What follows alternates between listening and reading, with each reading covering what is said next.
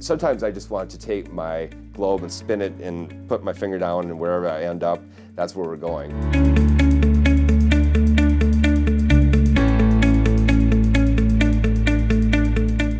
Yeah, so I'm Aaron Dehring. I'm a professor of learning technologies at the University of Minnesota.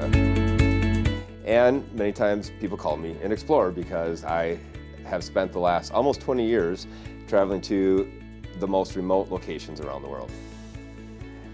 When I travel around the world, I get that question about what's my most memorable, what's my favorite place to be. And probably the most memorable is going to go way back to 2004. It was Arctic Transect 2004, one of my first expeditions. But that was a 6-month expedition, so you can imagine living in a tent at 30 below with the same people for 6 months. Was it my favorite? I don't know about that, but it was my most memorable.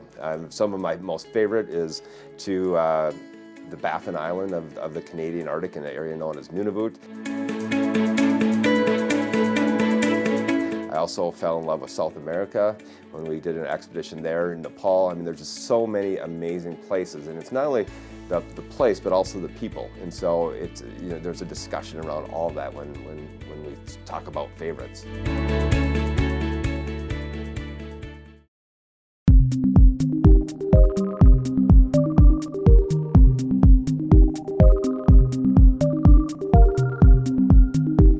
When we travel to these remote locations, or even talk to my grad students, people say, what is it that people don't understand? And I think one thing that I run into is that I'm in these places that have little contact with the outside world, even today in 2017.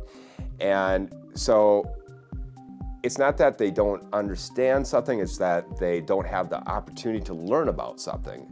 And so if we can give them that opportunity, then truly their life will change. So you take an example of Nagi Village, which is it's outside of Pokhara in Nepal. And the individual I worked with there, he spent about 10 years working on how he could bring the internet into Nagi.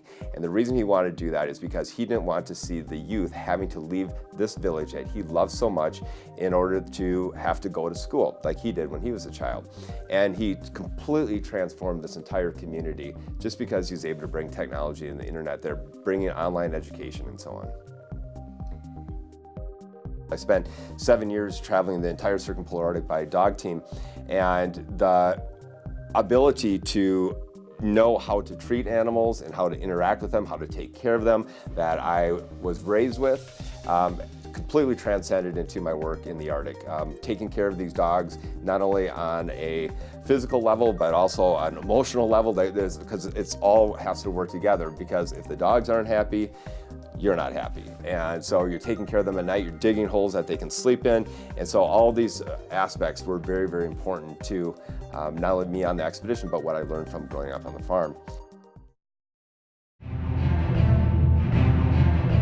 What happened once is that one of the dogs was completely going off, one of the bear dogs, and I look outside the vestibule of the tent, and sure enough, literally less than 40 feet in front of me is this huge polar bear.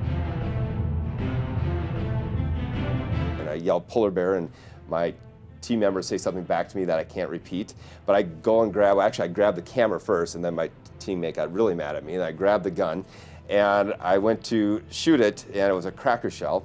And a cracker shell is where it goes and explodes, but the issue was that the polar bear was so close that I shot the cracker shell over it and exploded on the other side.